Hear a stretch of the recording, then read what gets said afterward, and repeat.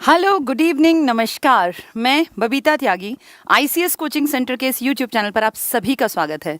जैसा कि सुनने वाले सभी स्टूडेंट्स, सभी नौजवान वर्ग के लोग, जितने लोग मुझे सुन रहे हैं, जो सुन रहा है वो उम्मीद करती हूँ नौजवान ही होगा, क्योंकि आज की क्लास जो आज बातचीत हम करने जा रहे हैं उसका टॉपिक एक ऐसा युवा है, एक ऐसा तरुण युवा जिसने ज़िंदगी जीने का एक तरीका सिखा दिया। एक पीढ़ी, पूरी पीढ़ी उनके समय की, और आज उनको 1907 में जन्मे भगत सिंह जी का जन्मदिन है। आज के दिन उनका जन्म हुआ था 1907 में। इस पूरे दौर में न जाने कितने सारे लोगों का नाम आया गया, लेकिन शहीद आज़म भगत सिंह का नाम एक ऐसा नाम है जो हर युवा के दिल में बसता है।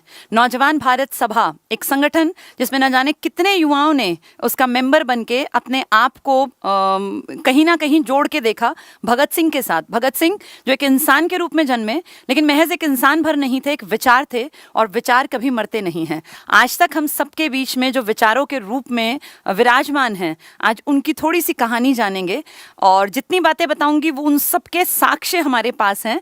तो इसीलिए बहुत सारे लोग, कई बार मैं देखती हूँ, कुछ लोग होते हैं जो कहते हैं कि मैम जो हैं वो फलां पार्टी के विरोध में बात करती हैं या इस तरह के। देखिए, मैं एक टीचर हूँ और टीचर का काम होता है सही चीज़ें जो हैं वो समाज के सामने आईने के रूप में रख देना। वो सही और गलत की जजमेंट आप खुद कर सकते हैं, और मुझे लगता है कि भगत सिंह ने जो रास्ता दिखाया था युवाओं को, उन सब पे चलने के लिए अच्छे टीचर्स जो पढ़ाएं ना, टीचर्स का काम कभी पढ़ाना नहीं होता, एक ऐसे वातावरण का निर्माण करना जिसमें कि युवा वर्ग अपनी खुद की एक सोच समझ, अपनी तर्क शक्ति का विकास कर सके।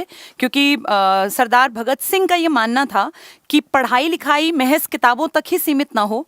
पढ़ने लिखने वाला हर युवा, चाहे वो लड़की हो चाहे लड़के, समाज के जिस भी वर्ग को वे बिलोंग करते हों, अपने देश के इतिहास की, अपने राजनीति की, अपनी हर चीज़ जो उनके आसपास घटित हो रही है समाज में, अगर वो शोषण को देख रहे हैं तो उसके विरुद्ध वो काम करें, ऐसी लगन उनके मन में पैदा होनी चाहिए। और ये महज किताबें पढ़ने से नहीं होगा। तो आइए आज बात करते हैं देश के सबसे जो दिलों पे राज करने वाला एक लड़का था, जिसके बारे में आप सब लोगों ने सुना हुआ है। बचपन की ये तस्वीर धुंधली है, लेकिन ये ओरिजिनल तस्वीर है। कहते हैं भगत सिंह जी के बारे में जितनी तस्वीरें प्रसिद्ध हैं उनमें से 4 उनकी ओरिजिनल पिक्चर्स हैं। ये उनके बचपन की पिक्चर है, बचपन की फोटो है, Bhagat Singh as a child. आप उनके कपड़ों को देखकर अंदाजा लगा सकते हैं कि ये ठीक ठाक से अच्छे खासे खाते पीते परिवार के थे। इनके पिताजी उस समय पर समाज सुधारक बड़े संगठनों में काम करते थे। वैसे तो थे तो किसानी परिवार से ही, सिख थे, लेकिन कहीं ना कहीं अगर देखें तो ऐसा नहीं है कि खान पान की दिक्कत थी। एक अच्छे भरे पूरे खाते पीते परिवार से इनका संबंध था। इस पिक्चर को देख के आप समझ सकते हैं। ये एक पिक्चर आप देख रहे हैं, इसमें बहुत सारे आपको खड़े हुए बच्चे दिखाई देंगे। ये युवा, ये उस समय की पिक्चर है जब भगत सिंह ने लाला लाजपत राय के बनाए एक कॉलेज, जिसको बहुत सारे स्टूडेंट्स जानते हैं, मैं क्लास में बहुत बार जिक्र करती हूँ, नेशनल कॉलेज लाहौर में। एक ऐसा कॉलेज जिसने न जाने कितने क्रांतिकारी लोगों को आगे बढ़ा दिया, या कह लीजिए क्रांति की चिंगारी उनके मन में जो कहीं दबी हुई थी उसको सुलगाने का काम किया। एक ऐसा कॉलेज जिसने सिर्फ किताबी कीड़े नहीं बनाए, जिसने सिखाया कि जिंदगी में पढ़ाई का असली मतलब होना चाहिए आपकी समझ का विकास होना, आपके पास तर्क शक्ति हो, आप किसी भी बात को, किसी भी चीज को कसौटी पर देखें ये रखकर कि ये ठीक है या गलत है, और ठीक है तो क्यों ठीक है और गलत है तो क्यों गलत है। ये सब लड़के जिनको आप देख पा रहे हैं, इन्हीं में से एक ये जिसके पास आपको एरो दिखाई दे रही है, आप देखिए अच्छी खासी हाइट हेल्थ है, भगत सिंह हैं ये। और ये यहाँ पे जो लिखा हुआ है 1923 में, 1907 में जन्मा लड़का, जब किशोरावस्था में था, क्योंकि 1917 में ये 10 साल के हुए होंगे और उसके महज ये 16 साल की उम्र के जब थे, उस टाइम इन्होंने, भगत सिंह ने, एक ग्रुप फोटो है ये ड्रामेटिक क्लब था नेशनल कॉलेज लाहौर। इस कॉलेज ने बच्चों को सिर्फ पढ़ाई नहीं सिखाई, इस कॉलेज ने बच्चों को एक मंच दिया जहां से वो बहुत बेहतर बात करने का तरीका सीख सकें, अपनी बातों को लोगों के बीच में कैसे रखना है ये सीख सकें, जिसका जो इंटरेस्ट हो। क्योंकि देखिए, हर इंसान, हर बच्चा अलग है, प्रकृति ने उसे बहुत सारी चीज़ों से नवाजा है, पर हम इंडियंस की आदत है, क्योंकि अंग्रेज हमें सिखा गए कि पढ़ाई का मतलब महज 4 पेज पढ़ लेना ही पढ़ाई है, या रट रट के क्वेश्चंस के आंसर लिखाना जिसमें कि आपकी परसेंटेज 95 और 99% आ जाती है, यही पढ़ाई है। लेकिन नेशनल कॉलेज एक ऐसा कॉलेज था जिसने बच्चों के दिमाग को चारों तरफ फैलने का मौका दिया, जिसका इंटरेस्ट नाचने गाने की किसी विधा में था कि भाई संगीत में, नृत्य में, वो उस तरफ जा सकता था, जिसको ड्रामा पसंद था, जिसको एक्टिंग का शौक था, वो उस तरफ जा सकता था, जिसको डिबेट पसंद थी वो डिबेट में जा सकता था। और यही असली पढ़ाई होती है कि आपका जो भी नेचुरल, आप जिस चीज की तरफ झुकाव है, आपको उसके लिए एक मंच मिले। तो ये ड्रामेटिक क्लब था जिसके मेंबर थे भगत सिंह। ये उस दौर की बातें हैं जब ये चीजों को समझ रहे थे। क्रांति का रास्ता एकदम से नहीं पकड़ा जाता, क्रांति के रास्ते पर चलने से पहले एक समझ का बनना बहुत जरूरी है। और ये समझ बनाने का प्लेटफॉर्म मान लीजिए नेशनल कॉलेज लाहौर, जिसकी स्थापना का श्रेय जाता है लाला लाजपत राय जी को। इसके बाद ये देखिए, ये पिक्चर बहुत फेमस है और बहुत सारे लोग भगत सिंह की शहादत वाले दिन या भगत सिंह के जन्मदिन वाले दिन इस पिक्चर को अपनी डीपी में लगाते हैं। ये पिक्चर सच की पिक्चर है, यानी ये ओरिजिनल पिक्चर है, ये सिर्फ ऐसे पोर्ट्रे नहीं किया गया है। ये भगत सिंह बैठे हैं और बहुत यंग एज में हैं, ये यंग इन द सेंस आप ये लगा लीजिए उस टाइम ये क्रांति के रास्ते पे नए नए चले थे और लाहौर की एक गली में विस्फोट हुआ था। वो विस्फोट किसने किया इसका पता नहीं चल पाया था, रहस्यमयी विस्फोट था। लेकिन पुलिस के शक के दायरे में नौजवान युवा भगत सिंह का भी नाम आया। लिस्ट में जैसे लिस्ट बनी भाई किन किन पे शक है, तो उसमें भगत सिंह का भी नाम आ गया। भगत सिंह को पकड़ लिया गया और आप यहाँ हालत देख सकते हैं, एक टूटी फूटी सी ये चारपाई पड़ी है और आपको दिखेगा यहाँ बेल, ये जो हाथ है और ये पैरों में बेड़ियां दिखाई दे रही हैं। ये जो बेड़ियां है ना, ये देख के ऐसा लग रहा है कि पता नहीं कितना खूंखार अपराधी है, जबकि सिर्फ शक के बिना पर ये पकड़े गए थे। सिर्फ शक था पुलिस को कि उस लाहौर की गली के विस्फोट में इनका हाथ हो सकता है। बाद में पुलिस कुछ नहीं कर पाई, कोई सबूत नहीं मिला। 2 हफ्ते बाद इनको 40,000, उस जमाने में 40,000 की जमानत पर रिहाई दे दी गई। ये उस टाइम का लिया हुआ फोटो है और आपको दिख रहा होगा यहाँ एक सिख, क्योंकि दाढ़ी दिख रही है आपको और ये पगड़ी दिख रही है, ये आपको नॉर्मल कोई आदमी लग रहे हैं लेकिन ये बहुत बड़े अधिकारी हैं। यहाँ लिखा भी हुआ देखिए, शहीद भगत सिंह का फोटोग्राफ है लाहौर रेलवे पुलिस स्टेशन पर जब उनका फर्स्ट अरेस्ट हुआ था 1927 में। तो 1927 में यानी ये 20 साल के थे। कनेक्शन क्या था? लाहौर दशहरा बॉम्ब केस, दशहरे के अवसर पर लाहौर की गली में बम विस्फोट हुआ था, तो उसमें जिन पे शक था उनको गिरफ्तार किया गया। उस दौरान ये 20 साल का नौजवान युवा पुलिस ने उठा लिया था और 1926 में ये दशहरे पे घटना हुई, बाद में पकड़े गए थे ये बाद में। तो गोपाल सिंह पन्नू, ये जो आपको दिख रहे हैं ना, लग रहा है कोई गांव से हैं, गांव से नहीं है, ये डीएसपी थे उस टाइम सीआईडी लाहौर। यानी ये इस लड़के को 100% कुछ ना कुछ समझाने के लिए बैठे होंगे कि बेटा गलत रास्ता मत पकड़ या ये रास्ता ठीक नहीं है, जो भी बातचीत रही होगी। ये उस टाइम का फोटोग्राफ है। तो जो आप ये पिक्चर देखते हैं ना, अब जब भी आपको पिक्चर दिखे तो आपको कहानी पता हो, ये भगत सिंह की पहली गिरफ्तारी है। किस केस में? दशहरा के अवसर पर लाहौर में किसी गली में बम फट गया था, उसमें जो क्रांतिकारी लड़के पकड़े गए थे। खैर ये छूट गए थे, बाद में कोई केस वेस उस पर चला नहीं था क्योंकि कोई सबूत नहीं था और ये कहीं भी क्लियर नहीं है कि ये उसमें इन्वॉल्व थे या नहीं थे। ये वो पिक्चर है, तो ये ओरिजिनल पिक्चर है। ये वो तस्वीर है जो भगत सिंह को दिल से बहुत प्यारी थी और भगत सिंह का खुद का कहना था कि जब मैं पकड़ा जाऊंगा, 1929 में ये अपनी खुद की गिरफ्तारी के लिए ही तो गए थे ना।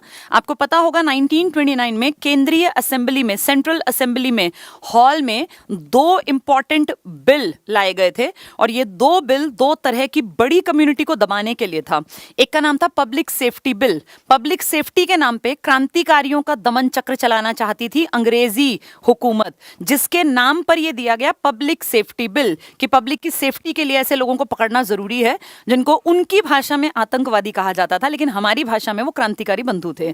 दूसरा बिल था, उस दौर में मजदूर संगठन भी एक्टिव हो रहे थे और मजदूर संगठन कई बार गड़बड़ ज्यादा बढ़ने पर अपने हकों के लिए आवाज उठाने लग गए थे और वो संगठित होकर हड़तालें करने लग गए थे। तो इन मजदूरों की हड़ताल से उस टाइम के पूंजीपतियों की जेब पर प्रभाव पड़ता था, क्योंकि अगर मजदूर हड़ताल करेंगे तो मिलें बंद हो जाएंगी और मिलें बंद होंगी तो उस जमाने में भी लखपति जो लोग हुआ करते थे, करोड़पति, उनके ऊपर दबाव आता था। इस कारण ब्रिटिश सरकार को वो कहते थे कि आप कुछ भी करके इनकी हड़तालों के लिए कोई नियम बनवा दो, कोई कानून बनवा दो।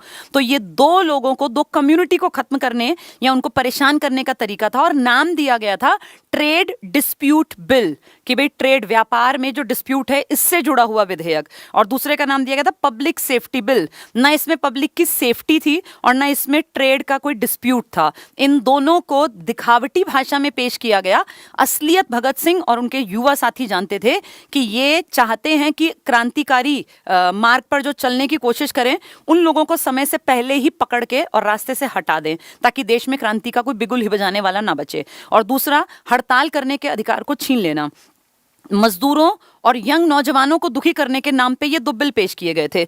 उस दौर में भगत सिंह को ने पूरा प्लान बनाया था। आज़ाद भी इनके साथ थे, और आप सबने वो मूवीज में बहुत बार देखा होगा कि किस तरह केंद्रीय असेंबली में एक ऐसी जगह बम फेंका गया जहां पे कोई बैठा ही नहीं था, जिससे काफी दूरी पर लोग बैठे हुए थे, और जहां लोग बैठे थे वो हमारे इंडियन भी थे। उसमें विट्ठल भाई पटेल और अपने मोतीलाल नेहरू जैसे उस टाइम के उच्च कोटि के जो नेता गिने जाते थे, ये लोग भी तो थे। लेकिन किसी को भी कुछ भी दिक्कत नहीं हुई। ये पूरा प्लान्ड था कि हम बम ऐसी जगह गिराएंगे जहां किसी का कोई नुकसान ना हो। उससे पहले भगत सिंह ने ये पहले ही बयान कर दिया था अपने सर्कल के बीच में कि हम वहां से भागेंगे नहीं, हमारा टारगेट वहां बम गिरा के भागना नहीं है, हम वहां खड़े होकर गिरफ्तारी देंगे, और उस गिरफ्तारी तक जब वो बम गिरेगा तो भगदड़ मचेगी, उस भगदड़ के बीच में हमारा टारगेट होगा अपनी बात को लगातार बोलते रहना। और जब वो बम फेंका था, 2 बम गिराए गए थे ना, उस बम फेंकने में एक तो भगत सिंह थे, एक बटुकेश्वर दत्त थे, जिनको आगे जाके काले पानी की सजा मिली थी। वहां वो बम फेंकने के बाद जब लोग भाग दौड़ रहे हैं और अपनी जान बचाने की सबको पड़ी है, तब भगत सिंह और बटुकेश्वर दत्त पर्चे फेंक रहे थे, पर्चे, कि भाई कोई तो पढ़ेगा, किसी तक तो पहुंचेंगे। और जब तक कि वो धुआं नहीं हटा, वो धुएं के बादल नहीं हटे, जब तक पुलिस वालों ने आके उनको गिरफ्तार नहीं किया, वो लगातार अपने नारे देते रहे, इंकलाब जिंदाबाद और साम्राज्यवाद का नाश हो। ये उनके 2 फेवरेट मूल मंत्र थे जिससे वो क्रांतिकारियों को जगाते थे। और वहां वो पर्चे जब फेंके गए तो वो पढ़ने में भी आए, गिरफ्तार करके इनको ले गए। वो पर्चे जब पढ़े तो पढ़ते ही ब्रिटिश हुकूमत ने कह दिया कि ये पर्चा बाहर नहीं जाना चाहिए, क्योंकि उन पर्चों पर जो बातें लिखी थी अगर वो लोगों तक पहुंच जाती तो लोग इनके फेवर में बात करने लगते। तो इसलिए ये कह दिया कि बाहर तक ना जाएं। लेकिन आप ध्यान से सुनिए, उस टाइम पे पत्रकारों की जो जमात थी वो अपने काम के प्रति बड़ी समर्पित थी। तो उस टाइम का एक बड़ा अखबार हुआ करता था, हिंदुस्तान टाइम्स। इसके एक पत्रकार ने किसी तरह वो एक पर्चा हासिल कर लिया, और शाम को, उसी दिन शाम को स्पेशल एडिशन निकाला अखबार का, जिसमें उस पर्चे की भाषा हूबहू छाप दी गई। वो अखबार बहुत लोगों तक पहुंचा, और इसी कारण आज वो हमारे पास है। मतलब शब्दों में वो हूबहू वो भाषा हम सबके लिए अवेलेबल है। आप गूगल से भी देख सकते हैं, मैंने भी खैर वो लिखी हुई है, लेकिन आज मैं उसके ऊपर बात नहीं करूंगी। भगत सिंह के ऊपर 2 से 3 क्लासेस में लूंगी, जिसमें मैं बहुत सारी बातें आप लोगों के साथ शेयर करना चाहती हूँ। ये सब लिखित दस्तावेज हैं, जितनी बातें मैं बोल रही हूँ। आज बात करेंगे एक पार्ट पर कि भगत सिंह क्या थे, फिर अगली क्लास में बात करेंगे भगत सिंह की क्रांति का क्या उद्देश्य था, और तीसरी क्लास में बात करेंगे कि आज के टाइम पर भगत सिंह को डिस्कस करने का औचित्य क्या है। क्या सिर्फ 28 सितंबर को एक दिन भगत सिंह को याद कर लेने भर से हमारी जिम्मेवारी पूरी हो जाती है? As a student, as a teacher, युवाओं के तौर पर आपकी क्या जिम्मेदारी है? आज जो भारत में थोड़े से भी जागरूक लोग हैं, क्या उनको कुछ करने की जरूरत है, या हाथ पे हाथ रख के बैठे रहें, बस अपनी रोजी रोटी कमा के नौकरी तक पहुंचकर और सोचें कि ठीक है जीवन बहुत बढ़िया चल रहा है? क्या उतने भर से अपनी जिम्मेदारी को हम पूरी मान लें? इन सब पे एक लंबे डिस्कशन की जरूरत है, और ये एक दिन में पूरा होने वाली बात है ही नहीं। तो इसलिए आज फोकस रखते हैं मेन बातों पर। तो ये पिक्चर तब भगत सिंह ने पहले ही खिंचा लिया था कि जब मैं पकड़ा जाऊंगा, मेरी गिरफ्तारी होगी, तो उस गिरफ्तारी के बाद मुझे एक मंच मिलेगा। जैसे जानते हो क्रांतिकारियों की सबसे बड़ी दिक्कत क्या थी? इन लोगों के पास एक प्लेटफॉर्म नहीं था। अपनी बात जनता तक पहुंचाने के लिए कोई प्लेटफॉर्म चाहिए। जैसे इस दौर में जब भगत सिंह काम कर रहे थे, कांग्रेस सबसे बड़ा प्लेटफॉर्म था पूरे देश का, और कांग्रेस के साथ भगत सिंह की कभी ज्यादा अच्छी निभी नहीं। अजीब बात यह है कि जब भगत सिंह ने अपने राजनीतिक करियर की शुरुआत की तो सबसे पहले ये कांग्रेस के वॉलंटियर ही बने थे। जब असहयोग आंदोलन 1920 में, जो एक पहली बार इतना बड़ा विचार था कि भारत की जनता को एक साथ कैसे इकट्ठा करना है, महात्मा गांधी का दिया ये विचार, उस टाइम पर भगत सिंह बहुत ज्यादा इंप्रेस थे कांग्रेस के काम करने के तरीके से। तब तो ये बच्चे ही थे, और उस टाइम पर ये वॉलंटियर के रूप में कांग्रेस में शामिल हो गए थे। लेकिन बहुत जल्दी जब असहयोग आंदोलन के बाद चौरा चौरी हत्याकांड घटा, इनकी कहीं ना कहीं एक दूरी बनती चली गई। और फिर एक ऐसा दौर भी आया जब इनका और गांधीवादी नीतियों का और कांग्रेस का अगर देखने में समझ में आए तो एक 36 का आंकड़ा भी समझ में आता है कि ये बिल्कुल उस बात के विरोधी थे। लेकिन एक ऊंचे दर्जे की बात यह है कि भगत सिंह ने कभी भी ये नहीं कहा कि कांग्रेस जो है वो कोई ऐसी छोटी मोटी पार्टी है, छोटा मोटा मंच है। उनके खुद के शब्दों में वो कहते हैं कि कांग्रेस जितना बड़ा मंच देश में कोई था नहीं। भगत सिंह के विचार बहुत अच्छे थे, लेकिन उन विचारों को आम जनता तक पहुंचाने का मंच नहीं था। इसी कारण ये 1929 की गिरफ्तारी दी गई थी, और इस गिरफ्तारी के बाद भगत सिंह की बातों को अखबारों ने लिखना शुरू कर दिया था। यानी अब भगत सिंह जब खड़े होकर अपने केस की पैरवी करते थे या अपनी बातें जज साहब के सामने तक रखते थे, तो वो सब पत्रकारों के माध्यम से भारत के हर पढ़े लिखे युवा के मन तक पहुंच रही थी, और इसीलिए भगत सिंह ने गिरफ्तारी दी थी। यही तो टारगेट था। तब भगत सिंह ने कहा था कि अब के बाद मेरी जो भी पिक्चर पब्लिश हो तो कोशिश करना जिस भी अखबार में ये वाली पिक्चर जाए। ये भगत सिंह बहुत हैंडसम दिखते हैं इसमें, बिल्कुल हट्टा कट्टा नौजवान, और जो अपने इनका कपड़े पहनने का तरीका दिखता है वो ये दिखता है कि पढ़े लिखे और अच्छे घर से बिलोंग करते हैं। ये इसीलिए पिक्चर फेमस करने की बात की गई थी क्योंकि भगत सिंह चाहते थे कि हर ऊंचे दर्जे का आदमी, किसी भी खाते पीते संभ्रांत परिवार का लड़का भी ये फील करे कि क्रांति के रास्ते पे चलना सिर्फ गरीबों का या जिनको रोटी मयसर नहीं होती उनका काम नहीं है। क्रांति जरूरत है हर नौजवान की, हर पीढ़ी की, जब देश में गलत दिखाई देता हो। तो ये मैसेज देने के लिए ये वाली पिक्चर उन्होंने अपनी क्लिक कराई थी। देखो लिखा भी है, Bhagat Singh photographed on 3 April 1929 before assembly bomb explosion. तो ये 4 ओरिजिनल तस्वीरें हैं। एक बचपन की है, एक जब वो बिना बात पकड़े गए थे उस लाहौर की गली में जब दशहरे पे बम फटा था, एक वो जब कॉलेज में थे और ड्रामा में उनका अच्छा इंटरेस्ट था, वहाँ के मेंबर थे, और चौथी जो वो खुद चाहते थे कि सबसे ज़्यादा सर्कुलेट हो ताकि लोगों का क्रांतिकारियों को देखने का नज़रिया बदल जाए। तो ये सब चीज़ें, ये सब तस्वीरें बहुत सारी बातें बयां करती हैं। चलिए कुछ बातचीत मैं आप लोगों से करती हूँ, कुछ इनकी छोटी मोटी सी कहानियां जो असली किस्से हैं इनके जीवन के वो आप तक पहुंचाती हूँ। आज मैंने 6-7 घंटे बहुत सारी चीज़ें पढ़ी और बहुत अच्छा लगता है जब नई नई बातें पता चलती हैं। उनमें से कुछ चीज़ें मैं आज आपके सामने रखती हूँ। सबसे पहले इनका जीवन परिचय की अगर बात करें तो जीवन परिचय भी इनका लगभग लोगों को पता होगा। इनकी लाइफ 1907 में एक बच्चे के रूप में जब इनका जन्म हुआ था तो ये लाहौर के पास एक गांव पड़ता था बंगा, यहाँ पे इनका जन्म हुआ था 1907 में। उस टाइम पर देश में एक अजीब सा बंटवारा था, नरम दल का और गरम दल का। कांग्रेस भी उतनी बढ़िया तरीके से काम नहीं कर पा रही थी जब ये जन्मे थे, तो देश में कोई बहुत बड़ा लीडर नहीं था, और धीरे धीरे इनके परिवार का असर इन पे आया। इनके पिताजी वैसे तो किसान थे लेकिन समाज सेवा में उन्होंने बहुत नाम कमा रखा था, तो उनका एक रुतबा था अपनी सोसाइटी में, इनके चाचा का, इनके पिताजी का। तो परिवार के उस रुतबे का फायदा बच्चे को ये मिलता है कि उसको एक बैकग्राउंड मिल जाता है जिसमें कि वो किताबें जो है उनसे रिश्ता उसका जुड़ जाता है, उसको चीज़ें अच्छी सुनने को मिलती हैं, उसकी राजनीति को लेकर छोटी मोटी सी समझ बनने लगती है। जब ये 1907 के बाद, मैंने अभी आपको बताया 1920 में, तो एज बहुत कम थी। उस टाइम पर महात्मा गांधी ने देश में एक आंदोलन का बिगुल बजा दिया था, असहयोग आंदोलन। इस आंदोलन के दौर में स्टूडेंट्स को कहा था कि अपने स्कूल कॉलेज छोड़ दो, तो उसी सीरीज में भगत सिंह ने भी असहयोग आंदोलन में कांग्रेस के वॉलंटियर के रूप में हिस्सा ले लिया। ये इनकी राजनीति में पहला कदम था। आप देखो उम्र कितनी कम रही होगी, 12 साल का एक लड़का, 12-13 साल का एक लड़का राजनीति में पहला कदम है कि भाई मैं भी इसका हिस्सा बनूंगा। इसके बाद 1920 के बाद धीरे धीरे धीरे इंटरेस्ट बढ़ता गया। कांग्रेस से तो खैर ये बहुत जल्दी ही कट गए, उसकी विचारधारा से इनकी विचारधारा मैच नहीं हुई। जब ये और थोड़े से बड़े हुए तो इनको बहुत बढ़िया कॉलेज में पढ़ने का मौका मिला। मैंने भी आपको बताया था, नेशनल कॉलेज, कहाँ पर? नेशनल कॉलेज लाहौर में, यहाँ इनको पढ़ने का मौका मिला। और इस कॉलेज को बनाने में सबसे बड़ा योगदान वैसे तो बहुत लोगों का था, लेकिन लाला लाजपत राय का नाम ज़्यादा बड़े तौर पर लिया जाता है।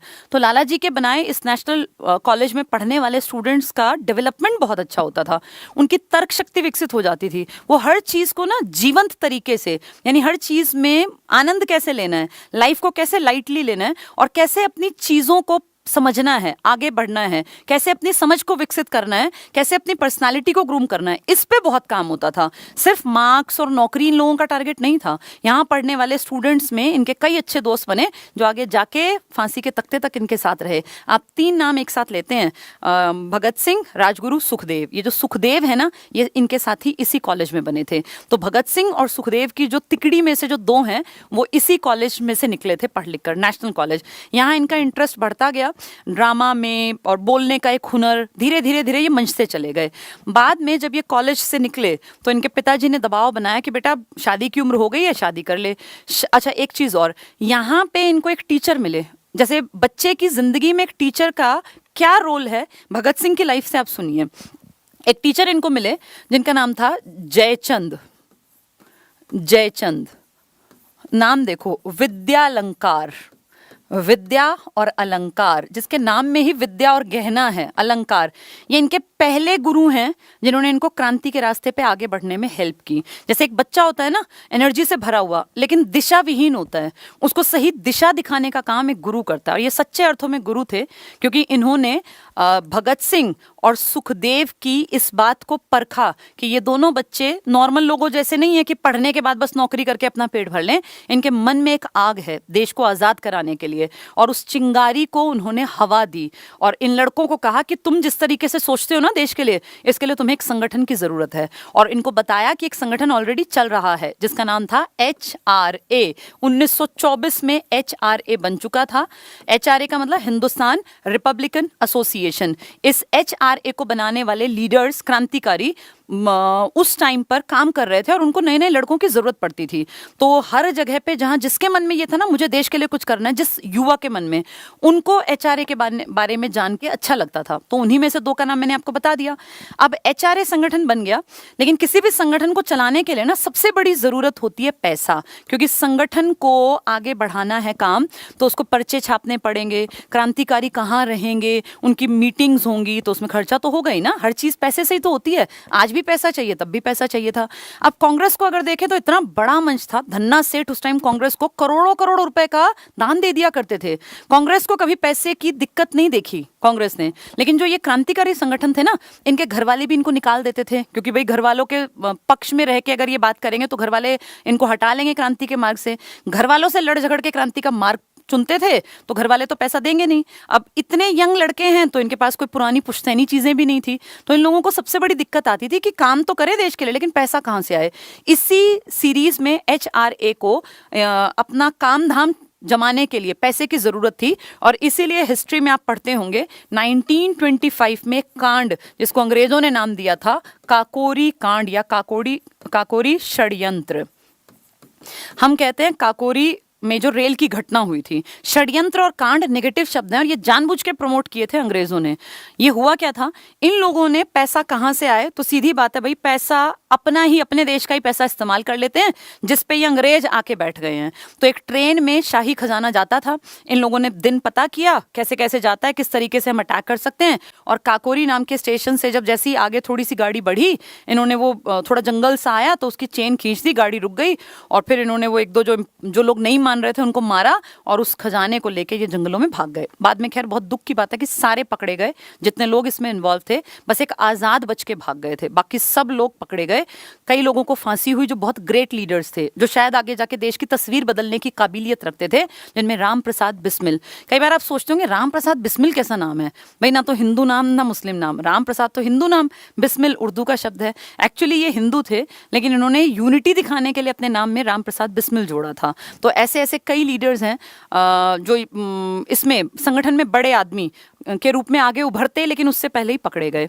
इस लाहौर षड्यंत्र केस में, ये काकोरी षड्यंत्र केस में जब ये फंस गए तो इनमें से कुछ लोगों को फांसी दे दी गई, कुछ काला पानी भेज दिए गए।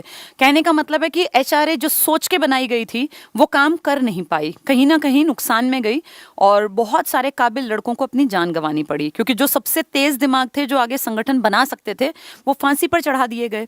उसी सीरीज में राम प्रसाद बिस्मिल को बचाने के चक्कर में भगत सिंह ने कई बार प्लानिंग की थी। भगत सिंह ने कई कोशिशें की, पूरा ढांचा तैयार किया, हथियार इकट्ठे किए, लेकिन बिस्मिल के ऊपर लगातार पुलिस जो थी ना वो पहरा बढ़ाती गई, और कई बार योजना योजनाएं बनी लेकिन योजनाएं असफल हो गई, उनके साथ कांटेक्ट नहीं हो पाया, फाइनली बिस्मिल फांसी पर लटका दिए गए।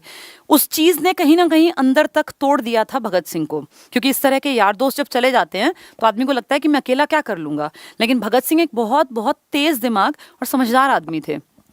एक दो दिन शोक मना के फिर इन्होंने कहा नहीं, ऐसे कोई फर्क नहीं पड़ता और भारत की आज़ादी के लिए हम में से बहुत लोगों को शहीद होना पड़ेगा। और राम प्रसाद बिस्मिल की बात से उबर के इन्होंने कहा ऐसे काम नहीं चलेगा, हमें दोबारा से काम करना पड़ेगा। ये वो दौर था जब HRA तो खात्मे की तरफ आ गया था क्योंकि सब पकड़े गए थे, अब एक नए संगठन की जरूरत देश को थी। उसी सीरीज में इन्होंने नौजवान भारत सभा एक दल के रूप में, एक संगठन के रूप में बनाने की कोशिश की और बना दिया। 1926 में NBS नौजवान भारत सभा अस्तित्व में आई। ये नौजवान भारत सभा भगत सिंह की देन है। इसमें सबसे बड़ा नाम था भगत सिंह का और भगवती चरण वोहरा, ये दोनों बड़े लेवल पे काम कर रहे थे और इन्होंने ही सब लोगों को जोड़ा। ये एक केंद्र बन गई, एक सेंटर बन गई। हर क्रांतिकारी नौजवान युवा जिसका मन करता था कि मुझे देश के लिए कुछ करना है, उसको सब यही कहते थे कि अगर तुझे देश के लिए सच में कुछ करना है ना तो NBS का मेंबर बन जा। NBS की सदस्यता लगातार बढ़ती जा रही थी और क्रांतिकारी युवाओं को एक मंच मिल गया था जहां से वो अपनी गतिविधियों को अंजाम दे सकें। भगत सिंह को फील होने लगा था कि सिर्फ मरने मारने से, दो चार अफसरों को मारने से, दो चार मुखबिरी करने वालों को मार देने से बात नहीं बनेगी। ये एक्शन बहुत छोटे लेवल पे है। अगर देश में बदलाव करना है तो ये दो चार को मारने से देश बदलेगा नहीं। देश को बदलना है तो जनमानस तक पहुंचना पड़ेगा, जन क्रांति लानी पड़ेगी। उसके लिए भगत सिंह को लगा कि ये जो तरीका है ना हम क्रांतिकारियों का, ये ठीक नहीं है कि भाई दो चार लोगों को मार दिया, बम कहीं ऐसा गिरा दिया, इन सब से काम नहीं चलेगा। बम आगे जाके गिराएंगे गिरफ्तारी के लिए 29 में, लेकिन उससे पहले इन्होंने प्लान किया कि कुछ बड़ा करते हैं। पूरे देश में क्रांतिकारी युवा तो काम कर रहे थे लेकिन वो ना टुकड़ों में बटे हुए थे। जैसे आपने सुना होगा अनुशीलन समिति थी बंगाल के आसपास, बंगाल में बहुत बहुत समझदार और उस टाइम के इस तरह के लड़के जो बस देश के लिए एक सेकंड भी ना लगाएं मरने के लिए, इस तरह के लड़के थे कलकत्ता की तरफ, बंगाल की तरफ। तो वहां उन लोगों ने इकट्ठे होकर अनुशीलन समिति, इस तरह की युगांतर करके अखबार भी निकलता था, तो वहां काम कर रही थी। ऐसे ही अपने इस तरफ पंजाब की तरफ गदर पार्टी काम कर रही थी, जो लाला हरदयाल ने 1913 में सैन फ्रांसिस्को अमेरिका में जिसके ऊपर काम किया था। फिर ऐसे ही यूपी में अलग लोग काम कर रहे थे, मतलब बटे हुए थे, बिखरे हुए थे। तो अलग अलग एरियाज में लड़के काम तो कर रहे थे पर उनको कोई साझा मंच नहीं मिल रहा था। भगत सिंह क्योंकि दूरदर्शी व्यक्ति थे, इन्होंने कहा हम सबको इकट्ठे होके एक कॉमन मंच बनाना चाहिए, जैसे कांग्रेस काम करती है। कांग्रेस में दक्षिण भारत से भी लोग आते थे, नॉर्थ से भी, साउथ से भी, ईस्ट से भी, वेस्ट से भी। भगत सिंह ने उन सब क्रांति के लिए जो काम कर रहे थे ना, अलग अलग संगठन, इन सब तक मैसेज पहुंचाया और कहा कि हम दिल्ली में मिलते हैं और दिल्ली में मिलेंगे फिरोज शाह कोटला मैदान में। आप लोगों ने मूवी में देखा भी होगा, फिरोज शाह कोटला मैदान में एक कॉमन मीटिंग रखी गई। इस फिरोज शाह कोटला मैदान में टोटल मिला के पूरे देश के संगठनों में से महज 10 लड़के पहुंचे, सिर्फ 10 लोग पहुंचे। उनमें से भी 2 ने, यूपी की तरफ से जो लोग आए थे, उन्होंने कहा भाई हमारे विचार तुमसे मैच नहीं करते, हम बातचीत नहीं करेंगे। तो जो मूवी में दिखाते हैं ना कि वो इतना सारा बड़ा दल था, इतना बड़ा दल नहीं था, सिर्फ 8 लोग इस मीटिंग के मेंबर थे। इन 8 लोगों ने मिलकर डिसाइड किया कि HRA को फिर से जिंदा करते हैं और HRA को थोड़ा और बेहतर बनाते हैं। यहां भगत सिंह ने कहा था कि HRA में एक कमी है और वो कमी है इसमें समाजवाद की कल्पना नहीं की गई। हिंदुस्तान रिपब्लिकन एसोसिएशन, एक वर्ड और नया इसमें लेकर आते हैं और अब इसका नाम कर देते हैं HSRA, Hindustan socialist Republican association. इसका मतलब एक ऐसी पार्टी जो हिंदुस्तान के लिए काम करेगी और जिसका सबसे पहला शब्द होगा समाजवाद के लिए काम करना, जो सबसे पहला टारगेट होगा। समाजवाद के लिए क्यों? क्योंकि इस दौर में भगत सिंह ने इतना पढ़ लिया था, इतना पढ़ लिया था। इनकी सबसे बड़ी खासियत पता है क्या थी? ये पढ़ते बहुत थे और जो आदमी जितना ज्यादा पढ़ता जाता है ना, जिसके दिमाग का ढक्कन खुल जाता है ना, वो आदमी विचारों से आगे बढ़ जाता है। वो सब भी देखने लगता है जो कि आम आदमी सोच भी नहीं सकता, उसको वो चीजें दिखाई देने लगती हैं। भगत सिंह इतनी यंग एज में कितनी बड़ी बात कह गए कि अगर गांधी के या कांग्रेस के हिसाब से देश में आजादी आएगी तो सिर्फ जो सत्ताधारी है ना, सिर्फ ये बदलेंगे, तरीका नहीं बदलेगा। और 75 साल बाद आप फील कीजिए कि जैसे अंग्रेजों के टाइम में दमन चक्र था, क्या मैं किसी सरकार की बात नहीं करूंगी, चाहे कांग्रेस थी, चाहे गठबंधन था और चाहे आज बीजेपी है, क्या आज भी ऐसा ही दमन चक्र आप नहीं देखते हैं? कितनी ही घटनाओं में जब आप देखते हैं आपको फील होता है कि गलत किया जा रहा है, लेकिन आप कुछ भी नहीं कर पाते हैं। उस टाइम में जैसे लोग अपनी बात नहीं कह पाते थे, आज भी तो ऐसा ही है। किसी को भी उठा के किसी भी पार्टी से जोड़ के लोग कह देते हैं कि ये फलां पार्टी का है, ये फलां पार्टी का। उस टाइम भी लोग ऐसे ही थे, अपनी बुद्धि का, तर्क शक्ति का इस्तेमाल नहीं करते थे। आज भी लोग ऐसे ही हैं। इसीलिए भगत सिंह की बातें ना आज सच लगती हैं। उन्होंने ये बात सही कही थी कि जिस हिसाब से कांग्रेस आजादी लाना चाहती है ना, या गांधीवादी जिसको आजादी मानते हैं, वो आजादी सिर्फ आदमी बदलेगी। काले लोग आके ऐसे के ऐसे सीटों पे जमेंगे जैसे ये गोरे हैं, गोरे चले जाएंगे और काले बैठ जाएंगे। लेकिन उससे होगा क्या? क्या आदमी आदमी का शोषण नहीं करेगा? आज भारत में क्या एक आदमी दूसरे आदमी का शोषण नहीं कर रहा? क्या भारत की सरकारी जो जितना तंत्र है, या भारत में जो पूंजीवादी हैं, या आप कहीं भी चले जाइए, क्या कालाबाजारी नहीं है, चोरबाजारी नहीं है, भ्रष्टाचार नहीं है? आज भी हर आदमी का शोषण हो रहा है। क्या फर्क पड़ा? अंग्रेज थे तो दूसरे देश के हमारे ऊपर राज कर रहे थे, आज भारत के कुछ चुनिंदा वर्ग के लोग ही तो राज कर रहे हैं।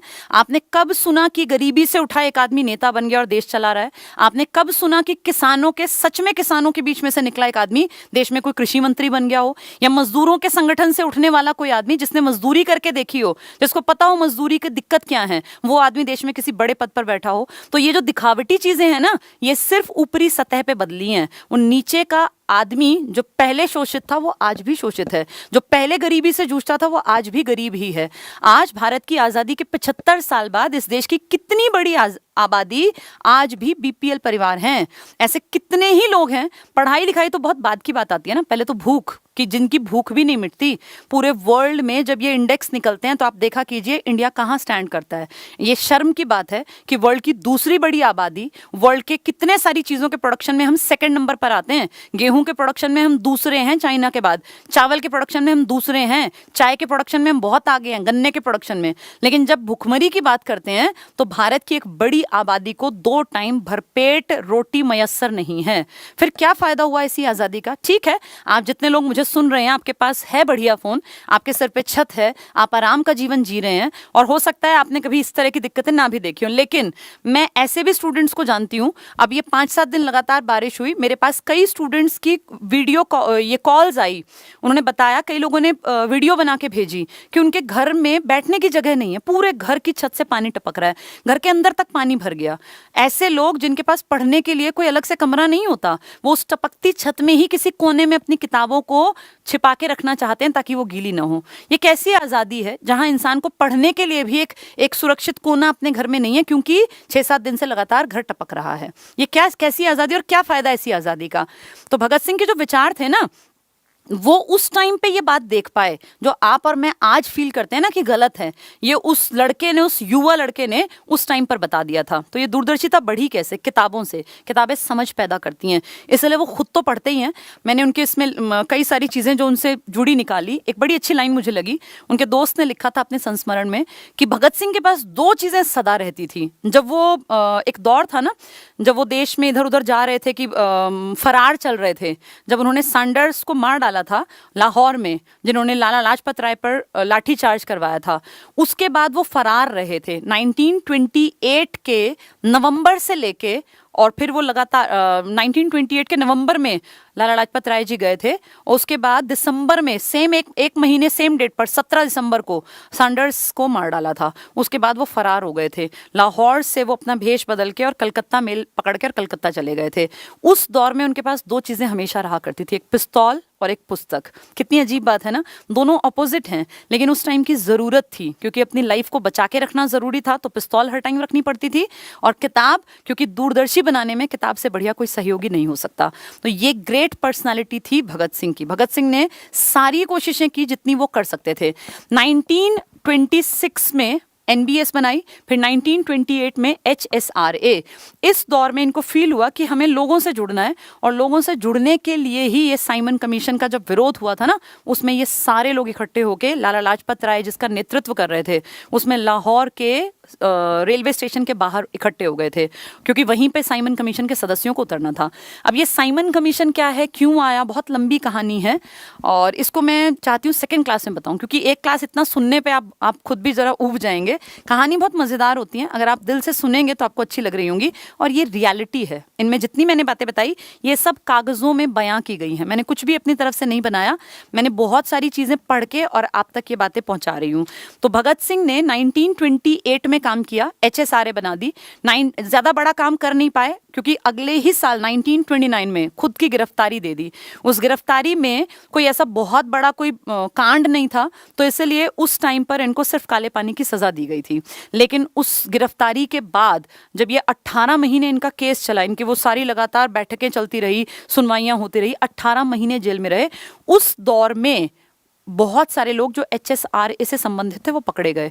उनमें से लगभग 17 लोग कहते हैं पकड़े गए थे। उनमें से 7-8 जो थे ना, वो पुलिस की तरफ के गवाह बन गए और फिर उन्होंने वो पुरानी बातें सारी उजागर कर दी, जिसमें सैंडर्स हत्याकांड वाली बातें निकल आई।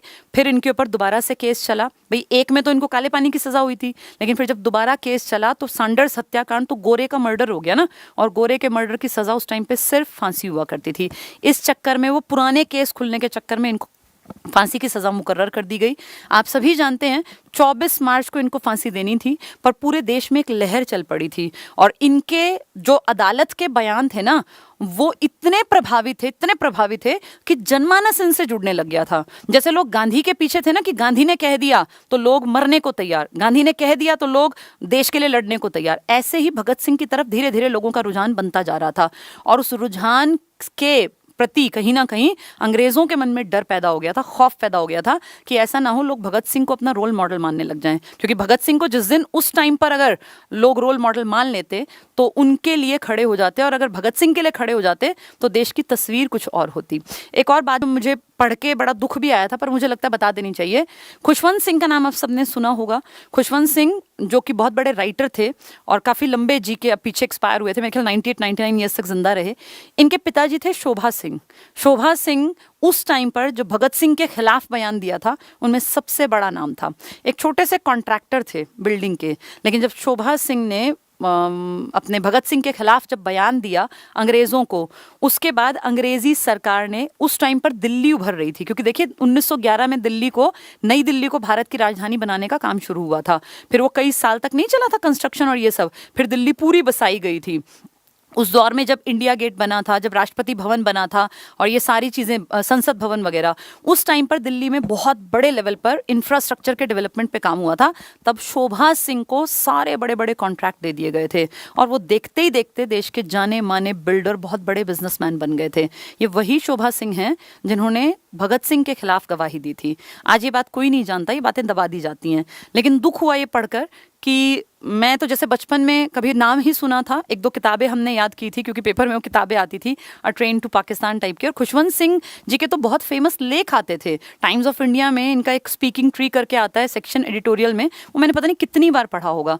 ये बात पता चली तो दुख हुआ कि खुशवंत सिंह उन्हीं के बेटे थे और कैसे देखते देखते एक नॉर्मल से आदमी को कितना बड़ा बिजनेसमैन बना दिया। तो अंग्रेजी राज में ना जो लोग क्रांतिकारियों के विपक्ष में काम करते थे, उन लोगों के वारे न्यारे हो जाते थे। चलिए आज इतनी ही बातचीत करते हैं।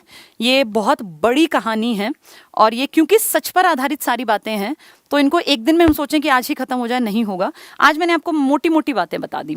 भगत सिंह के शब्द क्या थे, मेरे पास वो अक्षरशः लिखी चीज़ें हैं सारी, और एक बहुत मोटी, ये मान लीजिए पूरी किताबों में से निकाल के निचोड़ निकाला है। ये एक एक लाइन आपके मन में ना जैसे ना आत्मा तक जाती है कि क्या कहा था उस लड़के ने उस जमाने में। आज से 100 साल से भी ज़्यादा पुराने ज़माने में कोई इतनी बेहतर सोच कैसे रख सकता था।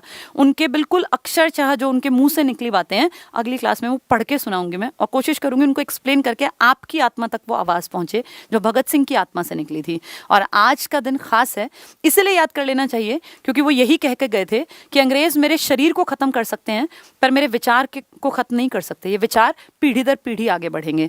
तो हम ICS में ये कोशिश करते हैं कि उनके विचार साल में कम से कम 2 बार तो पूरी तरह से याद कर लें कि हाँ कुछ थे भगत सिंह, कोई विचार था, जो आज भी ज़रूरी है, क्योंकि जो कंडीशन वो बता के गए थे वैसी ही सेम भारत में आज नज़र आती हैं। और ये सारी जिम्मेदारी इतिहास ने युवाओं के कंधों पर डाली है कि चीज़ें अगर बदलनी हैं तो क्रांति का रास्ता अपनाना पड़ेगा। वो क्रांति हिंसा वाली नहीं चाहिए, वो क्रांति चाहिए दिमाग वाली, वो क्रांति चाहिए किताबों का रास्ता जो पकड़ के आगे बढ़ेगी। तो चलिए आज इतना ही एंड करते हैं। मैं देखती हूँ या तो कल या जब भी टाइम मिला मैं इसकी सेकेंड पार्ट लेकर आऊँगी इसी सीरीज़ का। भगत सिंह की एक सीरीज़ चलाते हैं और उसमें 2-3 क्लासेस में हम बातचीत करते हैं। आप लोगों को जो चीज़ अच्छी लगी हो वो आप बता सकते हैं कि भगत सिंह की लाइफ से सीखने के लिए बहुत कुछ है युवाओं के लिए। जो भी सुनेगा उसको लगना चाहिए कि हाँ, भारत के लिए मुझे भी कुछ करना है। इतनी ही मेरी कोशिश है। और भगत सिंह एक बहुत ही बेहतरीन वक्ता थे, तो इनकी बातों को सुन के उस टाइम के युवा जागृत हो जाते थे। बस इतनी भर कोशिश मेरी है कि इनकी कही बातों को मैं आप तक पहुंचा दूं, तो एक जैसे पुल का काम मैं कर पाऊं कि आपके मन तक ये बात उतर जाए कि भगत सिंह चाहते क्या थे। ठीक है, चलिए आज के लिए इतना ही। थैंक यू, बहुत बहुत शुक्रिया जितने लोग हमसे जुड़े थे। और इस तरह की सीरीज़ को सुन के और अपनी लाइफ में उतारने की कोशिश करनी चाहिए। ये कोई टाइम पास की चीज़ें नहीं होती, टाइम पास की चीज़ें बहुत सारी हैं। ये वो चीज़ें हैं जिन पे काम किया जाना चाहिए, और काम एक दिन में नहीं होगा, लेकिन धीरे धीरे धीरे लोगों की विचारधारा में परिवर्तन आएगा और एक समय आएगा जब ज़्यादा लोगों की संख्या ये चाहत रखेगी कि भारत बदले। उस दिन के इंतज़ार में हम टीचर्स ये काम करते रहेंगे। Thank you.